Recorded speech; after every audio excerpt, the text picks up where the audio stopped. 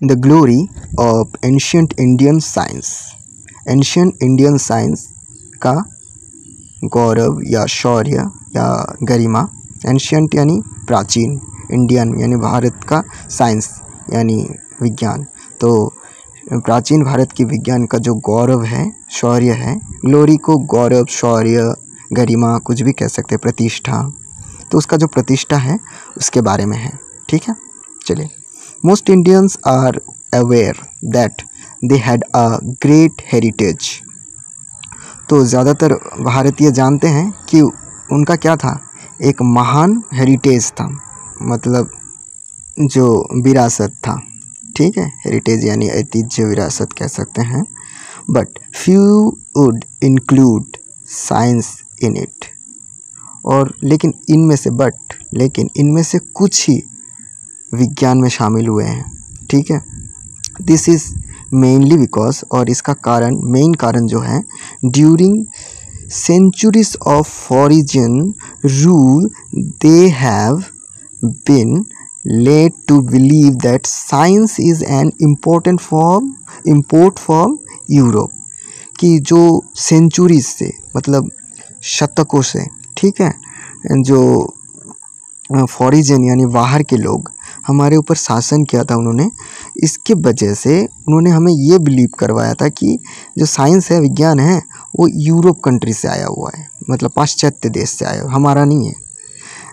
They forget the many significance contribution to science Indian has made for centuries before the first European came to India. और वो ये भूल गए हैं कि बहुत ऐतिह्यमूलक कंट्रीब्यूशन, मतलब योगदान में, साइंस में, to science India has made, India बना चुका था, फॉर सेंचुरीज, मतलब शतों को पहले, centuries before the first European came to India. मतलब यूरोप के पहले व्यक्ति यहाँ आने से पहले ही इंडिया ने कुछ ऐसा ही करतब कर दिखाया था कि उनके आने से पहले विज्ञान में बहुत नाम कमा चुका था इंडिया। ठीक है, there is proof that more than 3000 years before the birth of Christ, people of this country had much scientific knowledge। तो ये प्रूफ है कि मोर देन 3000 साल पहले की बात है, जब क्रिस्ट जन्म, बिफोर द क्रिस्ट, मतलब यीशु ख्रिस्ट के पहले, जन्म के पहले, पीपल ऑफ दिस कंट्री, इस देश के लोग, हैड मच साइंटिफिक नॉलेज, इनके पास बहुत वैज्ञानिक ज्ञान थी।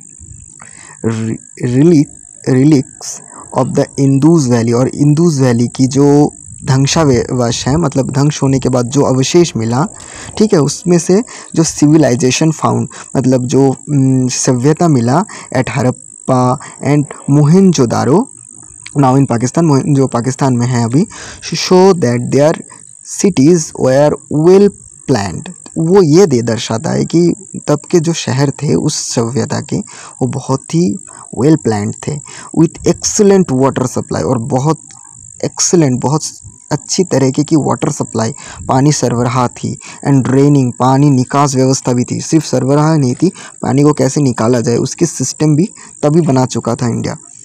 The progress they had made in, जो अग्रगति उन्होंने बनाया था एग्रीकल्चर में, मतलब कृषि में, ब्रिक मेकिंग, ईंट बनाने में, क्राफ्ट एंड इंडस्ट्री, विभिन्न तरह के शिल्प बनाने में, वॉज रिमार्केबल, याद रखने लायक है, बहुत कमाल का है।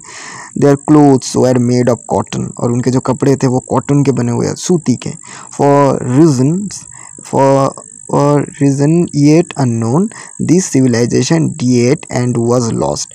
इसका कारण अननोन है, अभी तक खुलासा नहीं है कि किस कारण से ये सभ्यता ध्वंस हुआ है, डिएट, खराब हो गया, एंड लॉस्ट, और खो गया। द सिटीज़ गॉट बैरिड, और ये जो शहर है वो मतलब किसी के नीचे दब गया, है ना। The golden age of science in India was from the 4th century BC to 7th century AD, और इस समय को स्वर्ण एज बताया जा रहा है, गोल्डन एज साइंस का, विज्ञान का। इस समय पे जितना विज्ञान का अग्रगति हुआ था उसको स्वर्ण समय कहा जाता है, golden age. India was from, जो कि 4th century से चौथे शताब्दी से 7वीं शताब्दी के अंदर है ना। With wealth and the land, science advanced under the Mayuras, Shaka, Kushan and गुप्त एम्पायर। और ये जो साम्राज्य थे इनमें और भी साइंस एडवांस हुआ था। कौन कौन से साम्राज्य में? मयूरा, शाका, कुषाण साम्राज्य और गुप्त एम्पायर्स या साम्राज्य। देयर वाज फेमस यूनिवर्सिटीज़, यहाँ बहुत प्रख्यात यूनिवर्सिटीज़ विश्वविद्यालय थे, जैसे Nalanda, Varanasi and Takshashila. There was much exchange of scholars, और ये पढ़ने के लोग आते जाते रहते थे, एक्सचेंज होते रहते थे स्कॉलर्स जो दूर से पढ़ने के लिए आते थे। With neighbouring and distance land, जो पड़ोसी देश और डिस्टेंस लैंड से बहुत दूर के जगह से आते थे यहाँ पर सीखने के लिए। Great contributions were made in the fields of mathematics, astronomy and medical science. तो यहाँ पर मैथमेटिक्स में, गणित में, एस्ट्रोनॉमी में, खगोल विज्ञान में एंड मेडिकल साइंस, और मेडिकल साइंस में भी बहुत नाम रोशन हुआ था, कंट्रीब्यूट इसमें योगदान किया था, है ना, इस फील्ड में भी। One of the earliest scientist was Sushruta, और बहुत प्राचीन एक साइंटिस्ट थे सुश्रुता। ही रिपेड यानी तैयार किया था उन्होंने, सही किया था। ए know some 26 centuries ago and was the first plastic surgeon। तो 26 शतक को पहले उन्होंने क्या किया था? फर्स्ट प्लास्टिक सर्जरी किया था, है ना। क्या किया था? नाक सही किया था उन्होंने, रिपेयर किया था नाक को, ठीक है। और वो पहले प्लास्टिक सर्जन थे। He was an expert in removing urinal stone, और एक्सपर्ट थे किस में? यूरिनल स्टोन, जो पथरी निकालने में, ट्रीटिंग फ्रैक्चर, हड्डी की टूटने की समस्या, उसको भी इलाज करते थे। एंड आई ऑपरेशन, आँखों के ऑपरेशन भी। He even advise his people to use dead bodies for practising before surgery, और वो ये भी कहते थे कि मृत शरीर को इस्तेमाल करो, अपने लोगों से कहते थे, और उसे प्रैक्टिस करो, सर्जरी करने सीखो। He is known as the father of anaesthesia also, वो एनेस्थेसिया के फादर, एनेस्थेसिया नो बेहोश करने वाली जो तकनीक, एनेस्थेसिया के फादर भी कहा जाता है। Charak was the first physician who suggest that there were 360 bones in human body. तो चरक पहले फिजिशियन थे जिन्होंने कहा था कि 360 हड्डियाँ होती हैं ह्यूमन बॉडी में।